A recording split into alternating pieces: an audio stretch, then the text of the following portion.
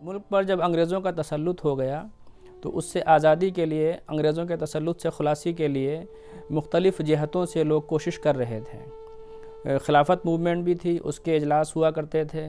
وہیں سے ہمارے علماء کرام کے ذہن میں یہ چیز آئی کہ کیوں نہ ملک کے تمام تر علماء کو ایک پلیٹ فارم پر جمع کیا جائے۔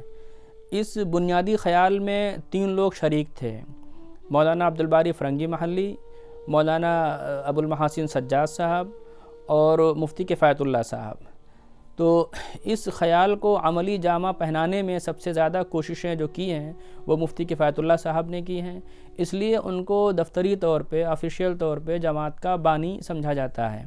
اور یہ جو پروگرامات ہوئے، جماعت کا آغاز ہوا ہے 1919 میں۔ خلافت کے بھی جلسے ہوتے تھے، ساتھ ہی میں اس کا بھی ایک جلسہ ہوا، علماء کرام جمع ہوئے، پہلے دہلی میں، پھر امرتسر میں، اور اس کے بعد ایک سلسلہ چلتا رہا، جماعت وجود میں آ گئی۔ گاندھی جی کا جو نظریہ تھا کہ ہم کو اسلحے سے نہیں لڑنا ہے، ہم کو فکری طور پہ کوششیں کرنا ہے، تو ظاہر بات ہے جنگ کا مطلب وہ والی جنگ نہیں ہے کہ اس میں خون خرابہ ہو، خون ریزی ہو، ایک فکری چیزیں تھیں۔ اس وقت جو طریقہ کار تھے اسی کو اپنایا جاتا تھا، جس میں یہ ہے کہ ہم ملک دشمن جو قوانین بنتے تھے انگریزوں کے، ان کی مخالفت کرتے تھے، ان کے خلاف احتجاجات ہوتے تھے، اور لوگ اس قانون کو توڑنے کے لیے کوشش کرتے تھے۔ بہت ساری تحریکیں ہیں ایسی، تو جمعیت بھی ان تمام تحریکوں میں شامل رہی ہے اور مسلمانوں کی طرف سے کافی نمائندگی کی ہے۔ اولین طور پہ فکر تو شیخ الہند رحمۃ اللہ علیہ کی تھی، لیکن وہ چونکہ ایک منصوبے کے تحت کام کر رہے تھے اور ان کو سعودی میں گرفتار کر کے مالٹا میں جیل میں رکھا گیا تھا، تو اس کے بعد ان کے شاگردوں نے، جو ان کے جانشین تھے، ان لوگوں نے کام کیا اور جمعیت کا قیام ہوا۔ اور پھر رفتہ رفتہ بہت سی شخصیات آئیں جنہوں نے جمعیت کو ترقی دی اور مقاصد کے حصول میں کوششیں کی ہیں۔ مثلاً بنیادی طور پہ وہی تھے مفتی کفایت اللہ صاحب، مولانا احمد سعید دہلوی صاحب اور مولانا ابو المحاسن سجاد صاحب۔ اس کے بعد مولانا حسین احمد مدنی رحمۃ اللہ علیہ کا ایک کافی کردار ہے، انہوں نے فرقہ وارانہ ہم آہنگی کے لیے بہت بڑا کردار ادا کیا ہے کہ ملک ایک سیکولر ملک رہے، جمہوریت کے لیے انہوں نے کوششیں کی۔ اور اس کے بعد مولانا فخر الدین صاحب مراد آبادی تھے، اسی طریقے سے مولانا اسعد مدنی صاحب رحمۃ اللہ علیہ۔ آپ اس وقت کی تاریخ کو دیکھیں گے تو کسی بھی قوم کی ترقی کے لیے جن جن وسائل اور جن جن شعبے جات کی ضرورت ہوتی ہے، جمعیت کے اکابرین نے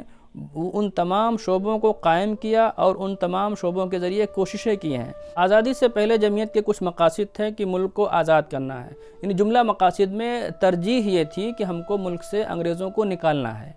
اس کے بعد جب ملک آزاد ہو جاتا ہے، بنیادی طور پہ جمعیت تقسیم کے خلاف تھی، اور تقریباً پارلیمنٹ میں جو ڈاکومنٹس ہیں اس میں مولانا حفظ الرحمان صاحب کے دستخط بھی ہیں، جنہوں نے اپوزیشن کا دستخط کیا ہے کہ ہم اس تقسیم کو نہیں قبول کرتے ہیں۔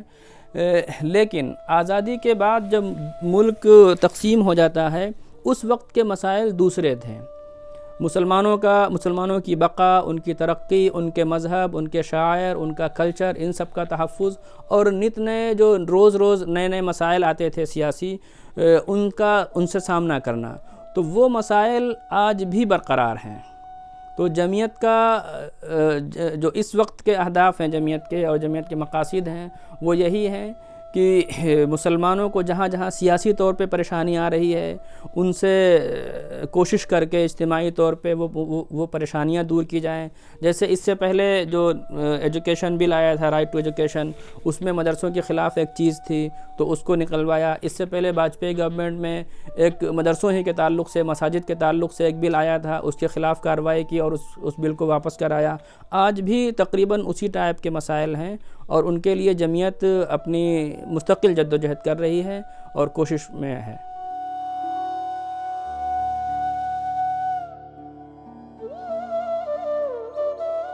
ایک عام منظرنامہ یہ بنا ہوا ہے کہ علماء کرام نے عصری علوم، سماجی علوم کی مخالفت کی ہے، حالانکہ اگر آپ تحقیق کریں گے تو ایسی چیزیں آپ کو نہیں ملیں گی۔ آپ اولین دور کو دیکھیں گے تو جو اکابر ہیں، جو جمعیت کے بانیان ہیں یا دارالعلوم کے بانیان ہیں، ان لوگوں نے کوششیں کی ہیں کہ سماجی علوم سے بھی تمام مسلمانوں کو وابستہ کیا جائے، جوڑا جائے، جس کا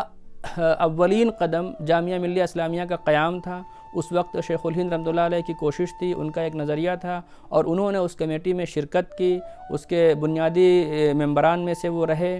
اور صرف وہی نہیں، اس کے بعد بھی جمعیت نے بہت کوششیں کی کہ یہاں کا مسلمان عصری علوم، دینی علوم کے ساتھ ساتھ عصری علوم سے بھی جڑے، سیکھے، لیکن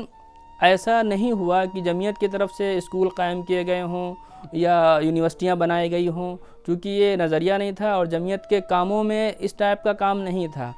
البتہ جمعیت کے بزرگوں نے، اکابرین نے، جو ملک میں تعلیم دوست لوگ تھے، ان کو کافی ابھارا اور ان سے کہا کہ آپ ایسا کام کریں،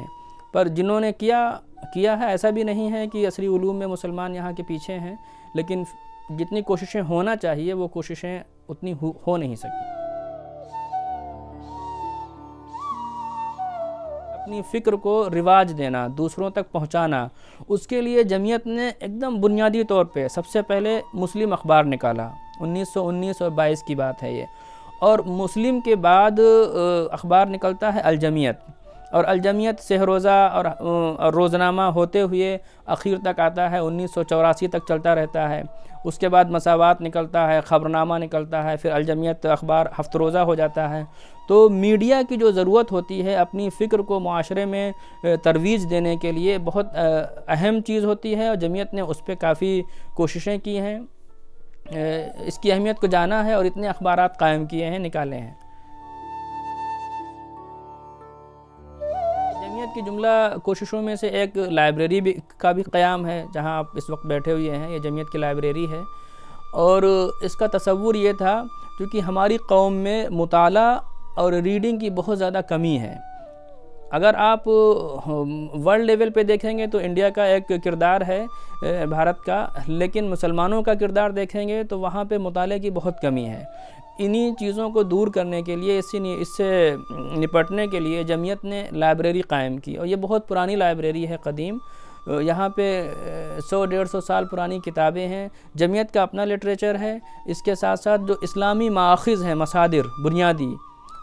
حوالے کے لیے، ریفرنسز کے لیے، وہ شاید دلی میں اتنے ریفرنسز کہیں اور موجود ہوں جو یہاں موجود ہیں، اور ایک اہم لائبریری ہے۔ الجمعیت کا پورا یہاں اخبار موجود ہے، اس وقت کے معاصر بہت سے اور روزنامے موجود ہیں یہاں پہ، قدیم کتابیں ہیں،